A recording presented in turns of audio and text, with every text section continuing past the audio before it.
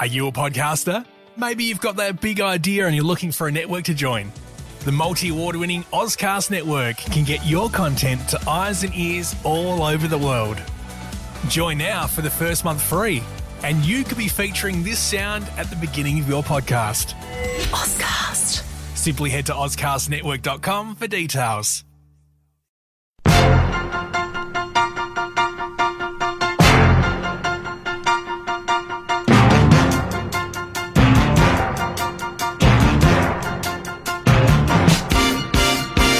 We're recording on a Sunday. This is the Monday and the Tuesday editions of the Court of Public Opinion.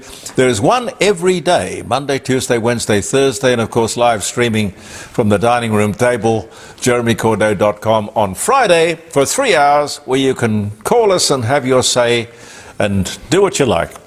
I'm Jeremy Cordeaux. Peter Clayton's behind the camera, and the Court of Public Opinion, as we like to call it, is in session. And speaking of jeremycordeaux.com, last Friday we had John Bruni on those surface ship purchases. Interesting. Les Ellicus and his Ellicus report. Mike O'Reilly, fascinating guy he is. Peter Gers, Max Markson, and who else was there? Oh, Mark Duplessis. Mark was doing this old-fashioned house auction, you know, where somebody puts his house, and I guess the real estate as well, but at a different time, but the entire contents is auctioned. That, I think, Pete, is what I'm going to have to do here when the time comes. Well, if I'm still alive, I'll be at that. I'll be at that auction. Well, it would be very embarrassing, really, because you see, a lot of the things that I have here in the garage and in the house, I think are just marvellous. But I would hate to think what other people think. They probably wouldn't be at all interested. No, you've got some lovely stuff. Oh, it's curious. It's bizarre. It's eclectic. Yeah. Well, there's a Western saddle over there. I'll put a bid on straight away. All right. It's eccentric. I mean, how often are we going to use a Western saddle? Come on. We should use a Western saddle more often. Next Friday, more fun and games, and I hope you can join us. jeremycordeaux.com. Among other things on Friday, I know one thing I've got locked in I won't say it's an expose on vitamins, but it is what we need to know about vitamins, because I'm quite sure we have the most expensive we in the world. But does it do any good? 1 week of summer left, and today is a beautiful day. The sun is shining, it's not too hot. It's kind of a Goldilocks day, really. Not too hot, not too cold. A federal by-election next weekend. This is in the seat of Dunkley. It's a pretty safe Labor seat, but it'll be a bit of a bellwether. See what happens. Donald Trump, speaking of elections, has easily won the South Carolina Republican primary. Now, he can put that together with his wins in Iowa, New Hampshire, Nevada, and the US Virgin Islands. He was up against the former UN ambassador, Nikki Haley, in South Carolina. That's her home state. That's where she was governor for some period of time. Now, it gives you some idea of Donald Trump's popularity, at least among Republicans. Wow. But Nikki says she's going to stay in the race. Donald doesn't like that. But, you know, the world can change. I mean, a week in politics is a very long time. Nick Nolan, a friend of mine and a wit and a great radio executive, he was a senior executive at 5AA some years ago. Great guy. He sent me this. Let me see if I can get it right. By 2050, we'll all be pollution-free. And Nick says underneath it, emission impossible, which is very clever. Emission impossible. Yeah. Oh, God. As I said, a week in politics is a long time, and here they are promising and talking weaponry and climate change and God knows what to 2050. Bizarre. We'll come back to it, but they're about to announce that federal public servants will get a big new deal, enabling them to choose where they work. Work from home or work from the office every day. As I say, we'll come back to that. My son Christopher, this is something maybe you can help us with. My son Christopher rang me to tell me this tale of woe. He's staying in town, in the city of Adelaide, while doing The Fringe. He's performing in Peter Gurr's wonderful production. It's called Hamlet in 15 Minutes. And it is very clever, and I must say I'm very proud of him. He's very good. Anyway, that's not the story. He has or had an electric bike. Yes? An electric bike. Wouldn't have been my choice. Anyway, it's been stolen out of the car park on Hindmarsh Square about 6 o'clock this last Saturday morning. Of course, this is the sort of thing that is far, far worse in Sydney and Melbourne, I know that. But this was a brazen theft. While the CCTV recorded it all, why I mention it is that you might recognise this person who is clearly seen. I've got the whole thing stealing the bike, but this is the close-up, enhanced by Peter Clayton. The police are looking for him, but if you can help, that would be terrific. Pete, could you put that picture in here? Yes, we'll slip it in right here, right now.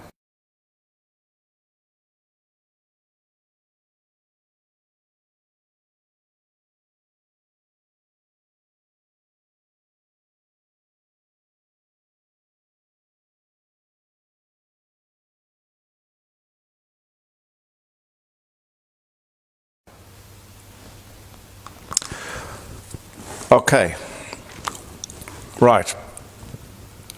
What sort of gets my interest up is that this guy got entry into the carport or the garage, and he also exited, and you can't do either without a pass key or a fob. Very good security, which is, I guess, why Christopher felt the bike was fairly safe down there. Anyway, if you can help, please do. I guess it started in general terms with the cost of living debate, which still goes on. But soon that debate zeroed in on Coles and Woolworths and their duopoly. How to bring prices down. Now, I remember we used to have the same argument over air travel in Australia. There was Ansett and TAA. Do you remember those days? Now that was a true duopoly. No alternative. If you wanted to fly between the cities, that was it. You didn't have an alternative. They even had parallel timetables. They took off within about 5 or 10 minutes of each other. You know, if they'd staggered the flight times, it may have given people a bit of choice. But no, the arrangement was set up with the government of the day, and it was very narrow and restricted. No choice. But that's not true with shopping. It isn't, particularly supermarket shopping. As I say about many things, just don't be there. Just don't be there. Go to Drake's or IGA, Foodland. There are convenience stores as well. God, there are 10,000 on the runs everywhere, which are kind of like a mini supermarket. But what I'm saying is Coles and Woolworths will soon lower their prices But they'll only do it when they have to. It's easy. It is easy. Stop complaining and shop elsewhere. We do have control over this particular duopoly. A big shake-up in higher education is on the way. Whoa. Yes, this is a reforming government. Anyway, let's go back and have a little look at history. Free university was introduced by Whitlam. Free university education. It didn't work. They stumbled on with it for philosophical reasons, probably. Keating then introduced HECS fees, which was based on the American scheme, whereby you went to university free, but when you got your degree and you were earning, I think it was more than $40,000 a year, from that degree you started to have to pay back the money for your tuition. And people are still grumbling over that, even today, and ever since. It's not fair. It used to be free. Well, listen, nothing is free. Somebody has to pay. You don't have to go to university to know that life isn't fair. Here's a question. What do we, the taxpayer, the worker, get from universities? Many of the most successful people in this country never went to university. But anyway, I digress. Did we get, or do we get, more scientists, more doctors, more rocket scientists from universities? Or do we get more activists and radicals and ratbags? The humanities, very popular. Arts degrees, law degrees. Then, of course, straight into politics. What do these people contribute to a better, more productive society? Here's another good question. How many people are working or ended up working in the area of their degree? Or doesn't that matter? And I think the attitude of before was, well, it's free, I'll do it, no problem, I'll do it, no problem. If only for the social life. Anyway, it's typical Labour. Social engineering. They say it's nation building. Look, to me, I may have a very restricted or simplistic view of life. But if we want stronger, smarter people working at the top, I think it's about struggle. It's about the struggle. If you want a better, more able, more sustainable, successful society, reward and incentive. I think that is absolutely the best policy.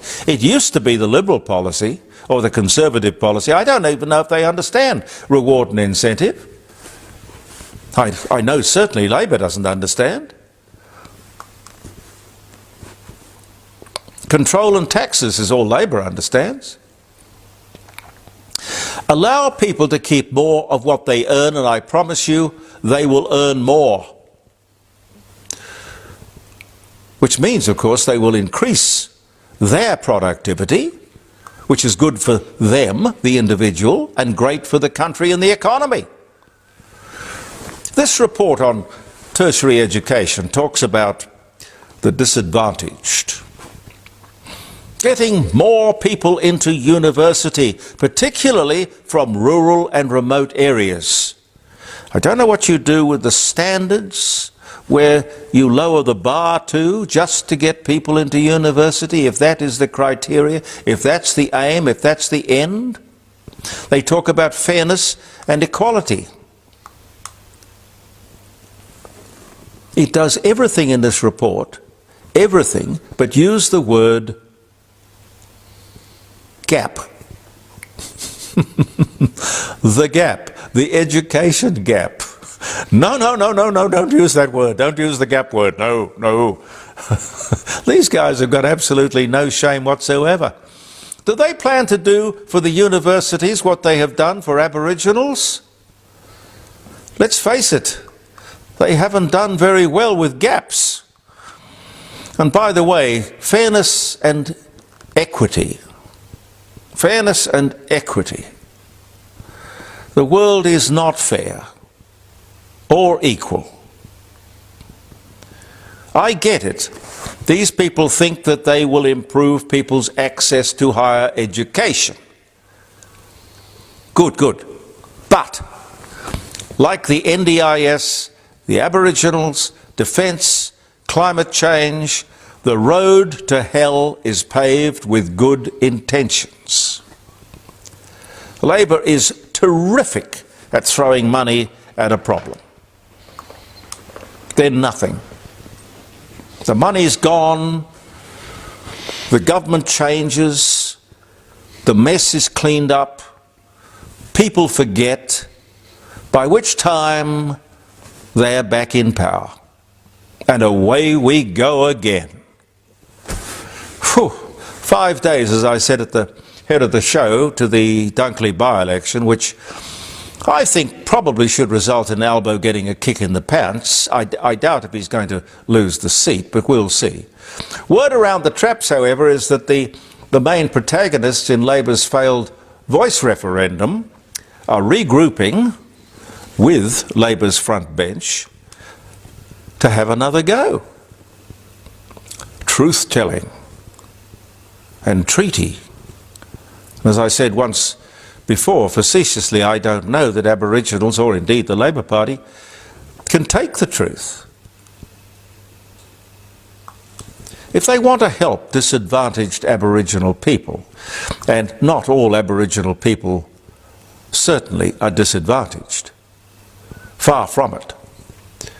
But if government, any government, wants to help, and God help us when that knock comes at the door and he says, I'm from the government and here to help you. Be very, very careful. But if you really want to help, as I say, this government or any government, follow the money. Follow the money.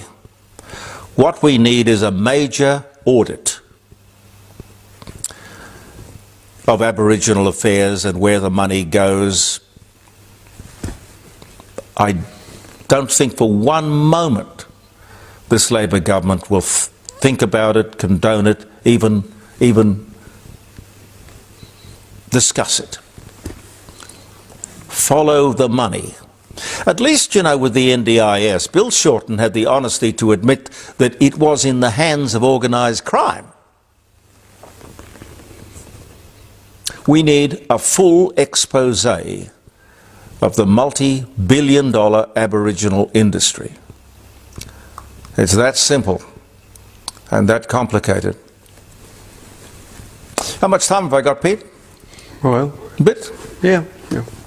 A little bit. Okay, 2,273 Palestinians have been given visas to come and live and work in Australia. Now, according to this, 78% of Palestinians, the general Palestinian population, approve of Hamas and their invasion of Israel. Was there any screening of these people? I know it was a humanitarian gesture, decision, but remember, as I said a moment ago, the road to hell is paved with good intentions. We need more than good intentions. We need good outcomes. Do we want supporters of Hamas working and living in Australia? And who's going to take responsibility if some of these people turn out to be terrorists and activists? Huh? Oh, they'll run for cover. They'll run for cover. Wasn't my idea. No. Some dates, ladies and gentlemen, and the Court of Public Opinion will adjourn. February 26 it is. Yep. The Bank of England issues the first £1 note on this day in 1797. And this was certainly an amazing day. This day in 1935, radar. Pete, do you know what radar stands for? No. It stands for, I didn't know either till I looked at this, radio detection and ranging. Radar. First demonstrated by Robert Watson Watt. And that was in 1935 on this day. And on the same day in 1938, the first passenger ship was equipped with radar. And my God, radar, just a year later, when war was declared, 1939, made an enormous difference to the Allies, one way or another. 1977, the first flight of the space shuttle atop a 747. Way back in 1977. See, can you imagine that meeting where the engineer said that? Well, we've got the space shuttle, and how are we going to do this? I know, we'll stick it on the top of a 747. How it ever stayed up there, I have no idea. But, you know, it's a stepping stone in our amazing journey to space. Fats Domino was born. He had 65 hits on the American charts. He was born in 1928 on this day. Ours is Walkin', Fats Domino. I Found My Thrill on Blueberry Hill. It was a great song. Johnny Cash was born in Arkansas. Johnny was given to him as a first name by his mates in the army, apparently, but he was born this day in 1932. No longer with us, I'm afraid. Sandy Shaw was born in Essex. Her real name was Sandra Goodrich. 1947, her gimmick was to wear no shoes. Sandy Shaw. Peter Brock was born 45. Betty Hutton was born in 1921. Victor Hugo was born in 1802. The wonderful Victor Hugo, French author and playwright. Oh yes, I remember him. Rupert Albert Gary Henderson was born in Sydney. Everyone called him or knew him as Rags. Rags Henderson. I always thought it was his first name, but it wasn't. It was just a collection of his initials. He was born in 1896, but he was the power behind the Fairfax Empire. He was the chairman of, golly, what, Channel 7, the Sydney Morning Herald, Woman's Day, the Macquarie Broadcasting Network, which is where I ran across him. And everyone quaked.